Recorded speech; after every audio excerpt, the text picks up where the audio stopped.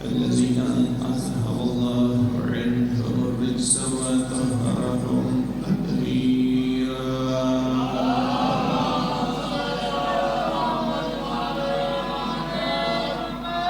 ثم الصلاة والسلام على رسوله المبعوث لهداية الأمم وتعاليم مكارم الأخلاق والشيم.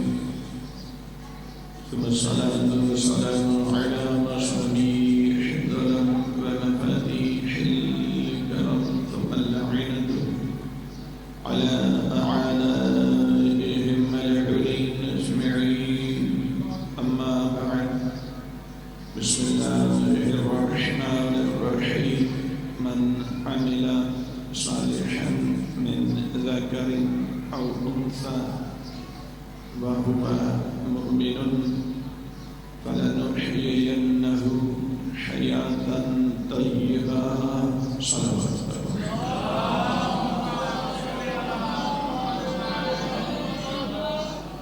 نعرہ تکبیر. سنے مل کے یک زبان میں اپنی زبانوں کی پاکیزگی میں اضافہ کریں.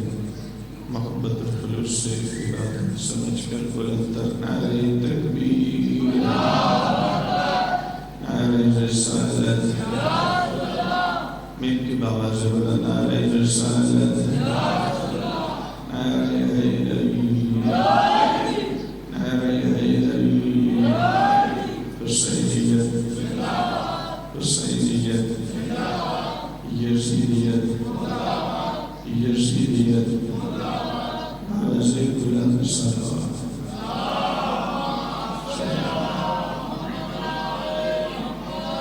حمد و ثنا اللہ رب العزت کی جزائے کے حمد و ثنا ہے، اور درود و سلام ان ذوات مقدسہ و مطہرہ پر جو لائق درود و سلام ہے، اور نفرت و لعنت ایسے لوگوں پر جو لائق نفرت و لعنت ہے. ولی بننے کے لیے اللہ نے ایک میرٹ اور معیار رکھا ہے. میرٹ کیا ہے کہ ولی وہ بندہ ہے، شرط یہ ہے کہ بنے گا وہ یا تو خود اللہ ہوگا. میرے ساتھ ملنے کی کوشش کریں. کوئی لمبی مجلس نہیں، ظاہر پڑھنے والے زیادہ ہیں، میرے بات تشریف رکھتے. میں مختصر سے وقت میں چاہتا ہوں ایک دو جملہ صرف آپ کی تقریب ذہنی کی خاطر کہہ کر تھوڑا سا مختصر سا عنوان لیکن نتیجہ خیز. میں عرض کر رہا ہوں ولی بننے کے لیے معیار کیا ہے. ولی بنتا وہ ہے یا تو خود اللہ ہو. آپ سلامت رہیں. ہو گئی آپ کی کچھ کی توجہ ہوئی، کچھ بھی نہیں ہوئی. تو ان کی تکریم کی خاطر میں پھر اسی کا تکرار کرتا ہوں. ولی بننے کے لیے یا تو اللہ ہونا شرط ہے یا پھر وجہ اللہ ہونا شرط ہے. سلامت رہیں. ولایت دو قسم کی ہے. ایک وہ ولایت ہے جس کی تعریف علم الکلام میں کی جاتی ہے. ایک ولایت وہ ہے جس کی تعریف علم العرفان میں کی جاتی ہے. جو کلامی ولایت ہے اس پر آنے کے لیے 9 شرطیں چاہیے. جو عرفانی ولایت ہے اس پر آنے کا میرٹ یہ ہے کہ ولی بننے کے لیے یا تو اللہ ہونا شرط ہے یا پھر عزل اللہ ہونا چاہتا ہے؟ جو ید اللہ نہیں، عین اللہ نہیں، حسن اللہ نہیں، وہ ولی اللہ بھی نہیں۔ اس کا ولایت سے کیا تعلق ہے؟ میں ولایت پڑھوں گا نہیں، میں صرف اتنا عرض کرنا چاہ رہا ہوں کہ جس کو بھی دنیا میں عزت ملی ہے یا نبی کی وجہ سے ملی ہے یا علی کی وجہ سے ملی ہے۔ جو جتنا ان کے قریب ہوا اتنا معزز ہوا، جتنا ان سے دور ہوا اتنا ہی رجس کا بڑا مزدار ہوا۔ سامعین گرامی، جو اتنا قریب ہوا، اتنا قریب کہ منا اہل البیت کی منزل پہ چلا،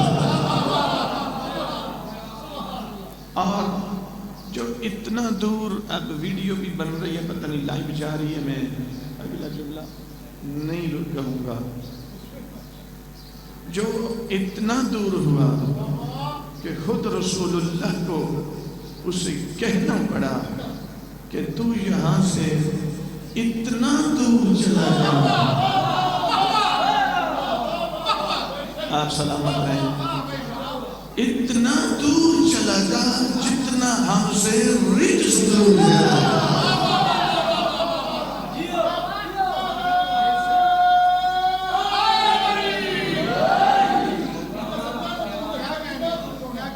کتنا دور ہے؟ میں آپ صرف آپ کی نا تقریم میں ایک جملہ میں کہہ رہا ہوں، میں ترجمہ شروع کرنے لگا تھا، کتنا دور ہے۔ میں حرم معصومہ قم میں تھا، مجلس تو 365 دن ہی ہوتی ہے، وہاں پہ یہ جملہ میرا نہیں ہے بڑا کمال کا، تو میں جب بھی پڑھتا ہوں پھر میں ریفرنس اسی کا دیتا ہوں، انہی کا دیتا ہوں۔ تو وہاں مجلس میں یہ جملہ کہ جب مشرکین مکہ نے کہا کہ یہ آپ وہ جو سامنے درخت ہے اس کو اشارہ کریں، وہ جڑوں سمیت اکھڑ کر آئے، اس کی شاخیں آپ کے کندھوں سے لگ جائیں، یہ واحد نہج البلاغہ معجزہ ہے جس پر میرے علی مولا نے بڑا ناز کیا،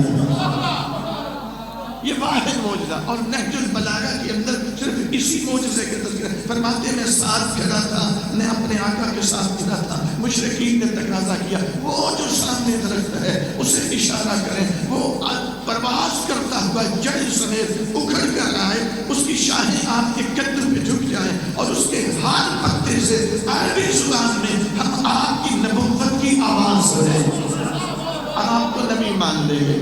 اب اسے کیا پتا یہ انگلی کیسی ہے، اگر انگلی حرکت میں آئی، درخت جڑوں سمیت اکھڑا، ہوا میں بلند ہوا، قریب آیا، علی مولا کے جملے ہیں، آدھی شاہیں میرے نبی کے کندھوں پہ جھک گئے، آدھی شاہیں مجھے علی کے کندھوں پہ جھک گئے۔ فرماتے ہیں جو نبی کے کندھوں پہ جھکی تھی ان سے اقرار رسالت کی آواز آ رہی تھی، جو میرے کندھوں پہ جھکی تھی وہاں اقرار ولایت کی آواز۔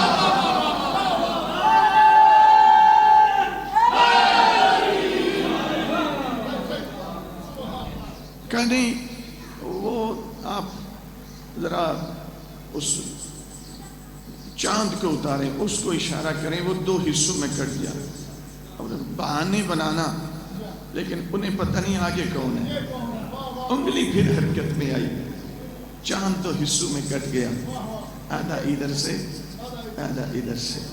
میرے سامنے گرامی علی مولا نے، میں نے عرض کی، اب اللہ نے آیت اقتربت الساعہ وانشق القمر، میرا حبیب قیامت قریب آ گئی، قیامت قریب آ گئی، آپ کی انگلی کے اشارے سے چاند تو حصوں میں تقسیم ہو گیا، قیامت کے جملہ اب ان کا ہے، وہ فرمانے لگے کہ قیامت قریب آ گئی، لگے 1400 سال گزر چکے ہیں، قیامت ابھی بھی نہیں آئی، سرکار حجت کا ظہور ہوگا، 319 سال امام زمان کی حکومت ہوگی، امام زمان کے بعد رسول اللہ آئیں گے، 1000 سال ان کی حکومت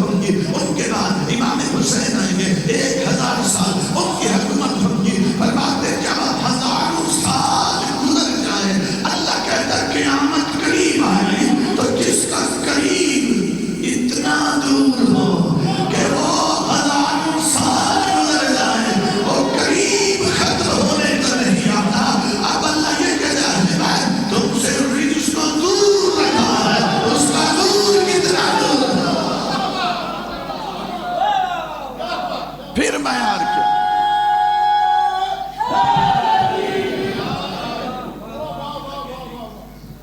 وہ دور کتنا دور؟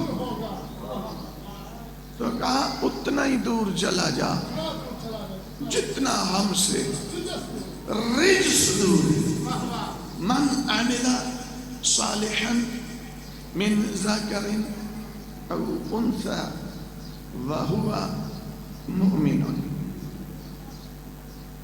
جس نے بھی عمل صالح کیا اس حال میں کہ وہ صاحب ایمان تھا، فَلَنُحْيِيَنَّهُ حَيَاةً طَيِّبَةً.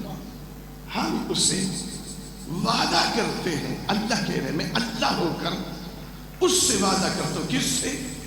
مردوں میں سے، خواتین میں سے جس نے بھی ایمان کے ساتھ عمل صالح سر انجام دیا.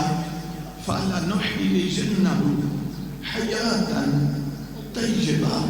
ہم وعدہ کرتے ہیں ہم اسے ضرور بضرور ایسی حیات دیں گے جس میں رجس کا شائبہ نہیں، جو پاک و پاکیزہ ہو.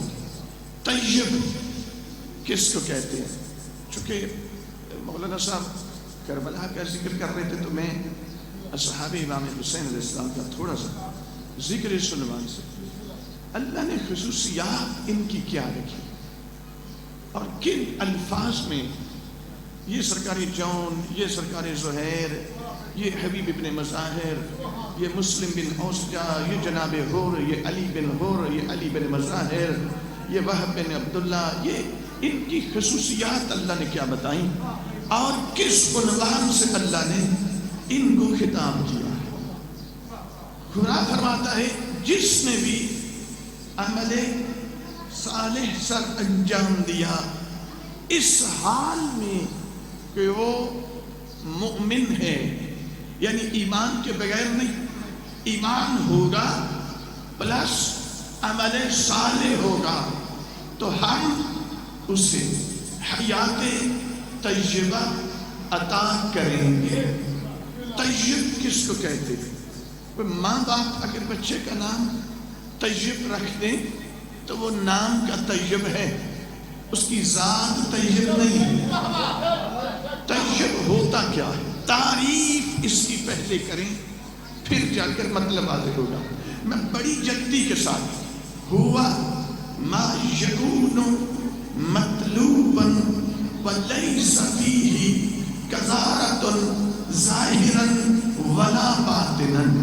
ایسی طہارت کہ جو مطلوب ہو یعنی جو نتیجے کے طور پہ رکھی گئی ہو اور اس نتیجے تک کوئی جانا چاہے تو اس نتیجے تک اگر پہنچ جائے تو وہ ایسی طہارت ہے، ایسی پاکیزگی ہے جس میں نہ ظاہری نجاست کا شائبہ ہے نہ باطنی نجاست کا شائبہ ہے. پھر سنیں مطلب میرے ساتھ مل جائیں تو مطلب واضح ہوگا. من عمل صالحا من ذکر او انثى وهو مؤمن فلنحيينه حیاة طیبہ.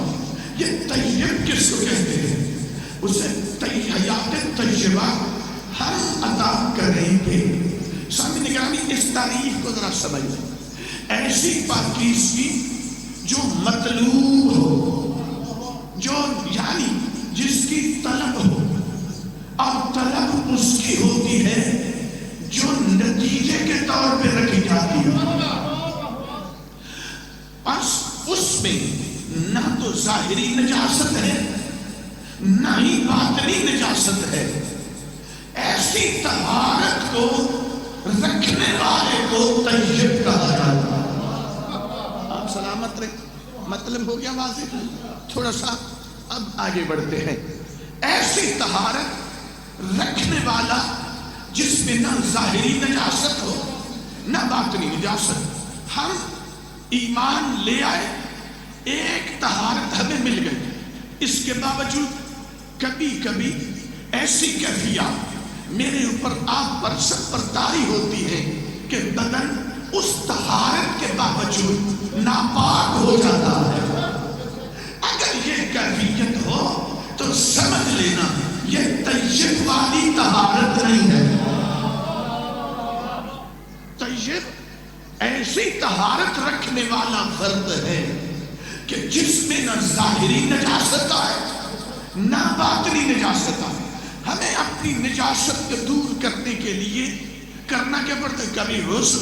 کبھی وضو اور 17 قسم کے اغسال فقہ کے اندر اہل بیت اطہار نے بیان فرمایا جن میں سے 7 غسل واجب ہیں، 10 غسل مستحب ہیں۔ تو یہ اپنی طہارت کے حصول کی افضل یہ طہارت تشریح ہے۔ میں آگے بڑھنا چاہتا ہوں سامعین کرام، ایسی طہارت کہ جو نتیجے کے طور پہ رکھی گئی ہو۔ نتیجہ کس کا؟ 2 چیزوں کے مقدمات کا۔ مقدمات طے کریں گے تو نتیجے تک جائیں گے۔ نمبر 1 ایمان، نمبر 2 عمل صالح۔ ایمان پلس عمل صالح is equal to طیب۔ یعنی اگر یہ 2 چیزیں مل گئی تو تیسری چیز اس کا نتیجہ ہے، پھر آپ کو کرنے کی ضرورت کچھ نہیں، لیکن یہ 2 چیزیں مقدمات فراہم کرنا یہ ہماری ذمہ داری ہے۔ اس لیے سامنے میں مثال دے دیتا ہوں، روایات میں بتایا گیا النکاح اطیب للنفس۔ لفظ طیب وہی ماتا استعمال ہے۔ یہ جو نکاح ہے یہ نفس کی پاکیزگی کا مقدمہ ہے۔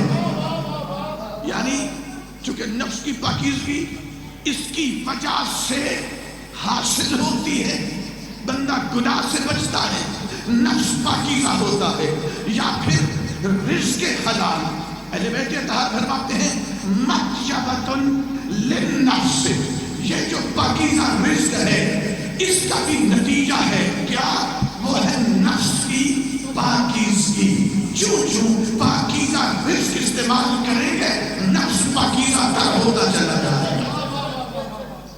اور نکاح وہ بھی اطیب للنفس، یعنی اور چیزیں بھی نفس کو پاکیزہ کرتی ہیں لیکن اس کا نتیجہ سب سے زیادہ ہے۔ اب میں ایک روایت آپ کی خدمت میں پیش کرتا ہوں، مطلب اور واضح ہو جاتا ہے۔ سامعین گرامی پھر سنیں، ایک آیت سنیں، بس سورہ زمر کی آیت نمبر 73 میں آواز قدرت آتی ہے وَسِيقَ الَّذِينَ اتَّقَوْا رَبَّهُمْ إِلَى الْجَنَّةِ زُمَرًا۔ قیامت کے دن کچھ لوگ ایسے ہوں گے جن کو گھسیٹ کر دھکیل کر کہاں لے کے جایا جائے گا؟ جنت کی طرف۔ بڑی عجیب بات، ایسے لوگ ہوں گے جنہیں گھسیٹ کر، جہنم کی تو سمجھ آتی ہے، یہ جنت کی بات، جنہیں گھسیٹ کر یا پیچھے سے دھکیل کر جنت کی طرف۔ گروہ ایسے ہوں گے کچھ جن کو گھسیٹ کر جنت میں لے جایا جائے گا، اور جب وہ دروازے پہ پہنچیں گے، دروازے جنت میں، قال لہم خزنتھا، تو دروازے جنت انہیں کہیں گے سلام علیکم طبتم فادخلوہا خالدین، تم پر سلام ہے کیونکہ اللہ نے تمہیں طیب بنا دیا ہے، آپ سلامت رہیں۔ سلامت آیت بڑی کمال کی ہے، لیکن آیت کے پہلے حصے کی ایک روایت سن لے۔ جہنم میں تو جانے والوں کی سمجھ آتی ہے کہ انہیں گھسیٹ کر جہنم میں لے جایا جائے گا، اور اس آیت سے پہلی آیت یہی ہے وَسِيقَ الَّذِينَ كَفَرُوا إِلَى جَهَنَّمَ زُمَرًا، کہ جہنمیوں کو ملائکہ دھکے دے کر گھسیٹ کر جنت کی طرف، جہنم کی طرف لے کے جائیں، لیکن جنتیوں کی سمجھ نہیں آ رہی۔ مومنین کرام، اگر یہ حدیث نہ سامنے آتی تو یہ آیت کبھی سمجھ میں نہیں آ سکتی تھی۔ امام صادق علیہ السلام سے پوچھا گیا یا رسول اللہ، یہ جو آیت ہے اللہ کہہ رہا ہے وَسِيقَ الَّذِينَ اتَّقَوْا رَبَّهُمْ إِلَى الْجَنَّةِ زُمَرًا، کہ وہ لوگ جو صاحبان امن ایمان بھی ہے اور صاحب عمل بھی ہے، ان کو قیامت کے لیے گروہ ایسا ہوگا مومنین کا کہ ان کو ملائکہ گھسیٹ کر یا دھکیل کر پیچھے سے جنت میں لے کر چلے جائیں گے۔ مولا یہ کیا وجہ ہے؟ جنت میں جانا تو بندے کی بریک ہی نہیں لگنا چاہیے، اتنی سپیڈ کے ساتھ جانا چاہیے۔ یہ کیا معاملہ ہے کہ کچھ لوگ ایسے ہوں گے جو ایک گروہ کی شکل میں ہوں گے اور ان کو خدا حکم دے گا ملائکوں کو ان کو گھسیٹ کر جنت میں لے جاؤ۔ مولا وجہ کیا ہے؟ صادق عالم احمد فرماتے ہیں یہ وہ لوگ ہوں گے جن کو دائیں ہاتھ میں نامہ اعمال مل چکا ہوگا، جو جنتی ہوں گے، جو فوز عظیم میں فائز ہو چکے ہوں گے، جن کو کامیابی کی بشارت دی جا چکی ہوگی۔ لیکن اس کے باوجود بہت سارے لوگ چلے جائیں گے، لیکن ایک بہت بڑا گروہ ایسا ہوگا جو معاشر کے میدان میں رکا رہے گا۔ ہاتھ پہ گاتی سے آواز آئی جاؤ تم جنت میں کیوں نہیں جا رہے؟ وہ کہیں گے پروردگار جنت میں تو جانا ہی ہے، ہماری ایک حسرت ہے، ایک التجا ہے، وہ اسی معاشر میں پوری کی جائے۔ پروردگار فرمائے گا کیا حسرت ہے تمہاری؟ وہ کہیں گے پروردگار ہماری حسرت یہ ہے ہم جنت میں جانے سے پہلے معاشر کے میدان میں امام حسین کے چہرے کی زیارت کرنا چاہتے ہیں۔ سید الشہداء امام صادق علیہ السلام فرماتے کہ وہ کہیں گے پروردگار ہم امام حسین علیہ السلام کی، یوسف زہرا کے چہرے کی زیارت کرنا چاہتے ہیں۔ جنت میں تو ہوگی لیکن چاہتے ہیں اس معاشر میں، تو تمہاری التجا ہے تو کوئی نہیں، ہم ابھی زیارت کروا دیتے ہیں۔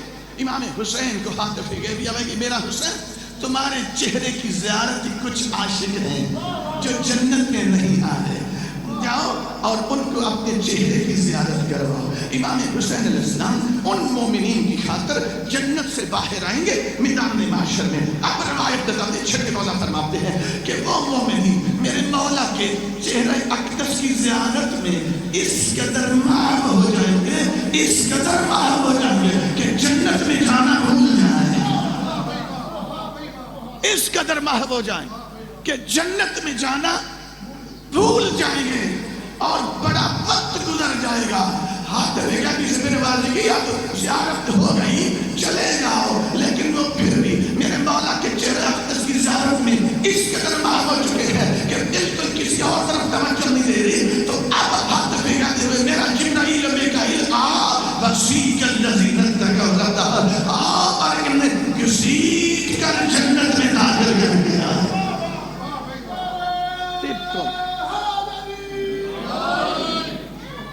موضوع بڑا تھا، وقت نہیں ہے، میں اس کو بالکل شروع بھی پورا نہیں کر سکا، لیکن ایک جملہ سے میں مصائب نہیں پڑھوں گا، انشاءاللہ مصائب پڑھیں گے، میں صرف ایک جملہ تھا کہ تھوڑی سی گفتگو نتیجہ خیز ہو جائے۔ میرے سامعین گرامی، دنیا میں ہر فرد حیات طیبہ پائے گا جا کر معاشر کے بعد جنت میں جا کر۔ یہ طیب کس کو کہتے ہیں؟ ایسا فرد کہ جو ایسی طہارت رکھتا ہو کہ جس میں نہ ظاہری نجاست آئے نہ باطنی نجاست آئے۔ لیکن میرے سامنے گرامی کچھ ہستیاں ایسی ہیں جو ایسی طہارت بلکہ اس سے بڑی طہارت اس دنیا میں رکھنے کی مالک ہیں۔ وہ کیسے؟ ایک حدیث ہے، میرے نبی نے منبر مسجد نبوی میں بیٹھ کر ایک حکم جاری کیا، سنو میرے صحابہ میں تمہیں حکم دیتا ہوں، جس کا بھی دروازہ مسجد کے اندر کھلتا ہے وہ اپنا اپنا دروازہ بند کر لے، صرف دو دروازے کھلے رہیں گے، یا میرا کھلا رہے گا یا علی کا کھلا رہے گا۔ صحابہ نے دروازے اپنے بند کیے، روشن دان بند کیے، سوراخ دیوار میں تھا تو بند کروایا، بند کر کے میرے نبی کی بارگاہ میں حاضر ہوئے، یا رسول اللہ ہمارے بند کروا دیے، اپنے کھلے رکھوا لیے۔ فرمایا مجھے اس ذات کی قسم جس کے قبضہ قدرت میں مجھ محمد کی جان ہے، نہ میں نے بند کروائے ہیں نہ میں نے کھلے رکھوائے ہیں، بند بھی اللہ نے کروائے ہیں، کھلے بھی اللہ نے رکھوائے ہیں۔ مولا پھر وجہ کیا ہے؟ ہمارے بند کیوں کروائے ہیں، اپنے آپ کے کھلے کو رکھوائے ہیں؟ فرمایا اللہ کہتا ہے جب تمہاری ہیں شادیاں، جب تم حالت جنابت میں جاتے ہو تمہارا بدن ناپاک ہو جاتا ہے، چونکہ اس دنیا میں تم طیب نہیں ہو، تمہارے اندر ظاہر میں نجاست آ سکتی ہے، اگر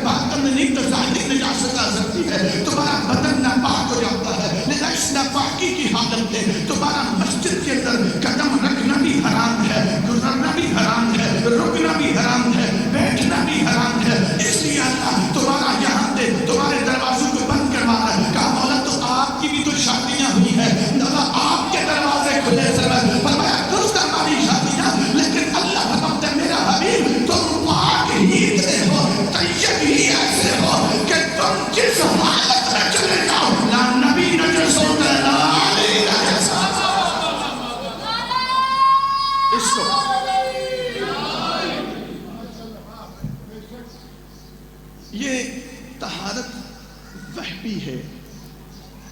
میں جس کی بات کر رہا ہوں وہ حصولی ہے، وہ کسبی ہے. ایک روایت بس ختم ہو گیا جی.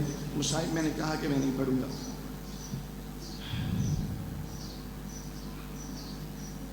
سرکار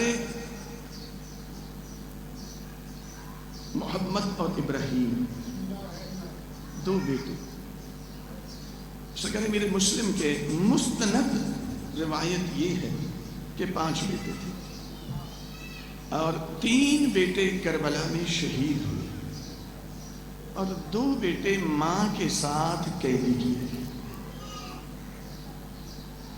2 بچے محمد اور ابراہیم یہ ماں کے ساتھ. جب کوفہ میں پہنچے ابن زیاد کو پتہ چلا کہ یہ مسلم کے بیٹے ہیں. اس نے دونوں بچوں کو قافلے سے الگ کر لیا اور انہیں علیحدہ قید خانے میں ڈال دیا. 1 سال قید خانے میں رہے.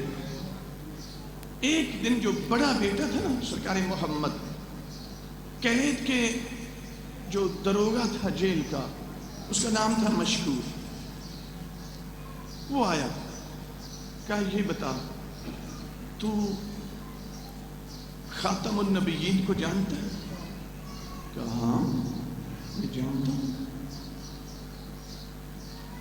میں ان کا کلمہ گو. اچھا یہ بتاؤ تم علی مرتضیٰ کو جانتے؟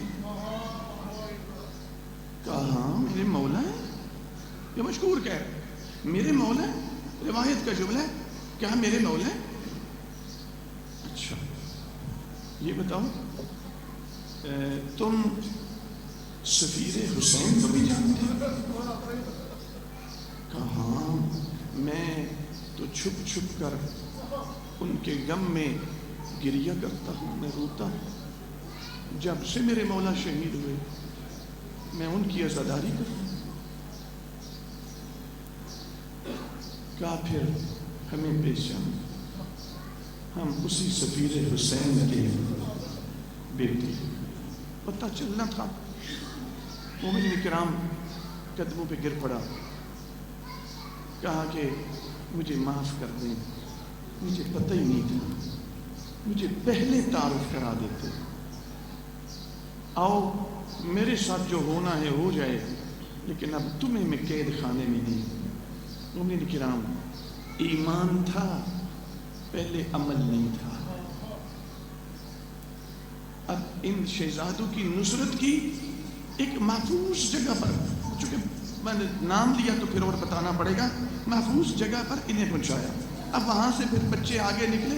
وہ کیا ہے سال اس اور اس کے بعد پھر شہادت، وہ بالکل ایسے ہی ہے، دریا کے کنارے حارث کے ساتھ وہ ایسے ہی ہے. لیکن یہ 1 سال کے بعد شہادت ہوئی. 1 سال قید رہے یہ بچے. مشکور نے دونوں شہزادوں کو محفوظ جگہ پر پہنچا دیا. آل محمد کی نصرت ایمان کے ساتھ مل جائے تو یہی وہ عمل صالح ہے جس کے لیے اللہ کہتا ہے من عمل صالحا من ذکر او انثى وهو مؤمن فلنحيينه حیاتا طیبہ. جس نے بھی ایمان کے ساتھ عمل صالح کیا ہم وعدہ کرتے ہیں اسے حیات طیبہ عطا کریں گے. مومنین کرام مشکور صاحب ایمان تھا لیکن ابھی عمل صالح اس ایمان کے ساتھ ملا نہیں تھا. دونوں شہزادوں کو جب اس سے پوچھا تو دونوں شہزادوں نے کہا ہم تیرے لیے معاشر کے دن اپنے نانا جان کے آگے شفاعت رکھیں گے. اور روایت کا جملہ ہے کہ بعد میں پھر مشکور کو شہید بھی کیا گیا. ابن زیاد نے گرفتار کیا اور ان کو کہا کہ تو نے؟ ہاں کہا ہاں میں نے ان کو آزاد کیا. کیوں کیا ہے؟ تمہاری تو یہ ڈیوٹی نہیں. کہا ڈیوٹی، میں تیری ڈیوٹی پہ لعنت کرتا ہوں. یہ آل محمد کے بچے ہیں، مجھے تو پتہ ہی نہیں. مجھے پہلے دن پتہ ہوتا تو پہلے دن ان کو آزاد کرتا. ان کو شہید کیا گیا. مشکور میں صرف ایک جملہ مثال، صرف ایمان تھا پر جب تک عمل صالح نہیں ملا اس وقت تک انہیں طیب نہیں کہا گیا. لیکن جیسے ایمان کے ساتھ عمل صالح ملا شہزادوں نے بھی شفاعت کا وعدہ کر لیا. اور شفاعت کسی نجس بندے کی نہیں کریں گے، اسی کی کریں گے جو طیب نفس کا مالک ہو. بس میرے مولا کے عزاداروں حجت خدا کی نصرت کریں. میں نے کہا میں مصائب نہیں پڑھوں گا، امام زمان کی نصرت کریں، لیکن ناپاک ہو کر ہو نہیں سکتے. ایمان کے ساتھ طہارت مل گئی، لیکن اب عمل صالح، یہ وعدہ ہے قرآن کا، حیات طیبہ اپنی زندگی میں لے کر آئے، اور وہ ہوگی ایمان پلس عمل صالح. یہ ملیں گے تو بندہ طیب ہو جائے گا، اور طیب ہوگا تو حجت خدا کا ساتھی. اس لیے امام زمان اسلام کی نصرت آپ 313 میں رہ کے کرنا چاہتے ہیں یا نچلی سپاہ میں رہ کے کرنا چاہتے ہیں؟ 313 کیسے ہیں سمجھنا چاہتے ہیں تو مالک اشتر کو سمجھ.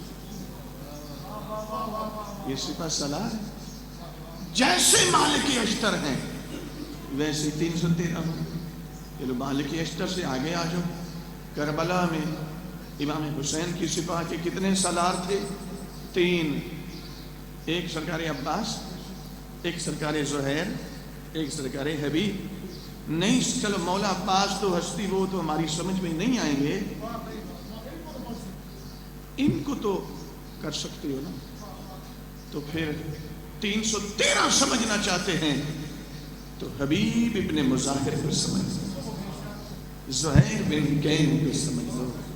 جیسے یہ ہیں ویسے ہی 313 ہوں گے. اور بس آخری جملہ، سرکار امام باقر علیہ السلام فرماتے ہیں، میرے مولا کے ایک صحابی ہیں ابو حمزہ شمالی، نام ہے ثابت بن دینار.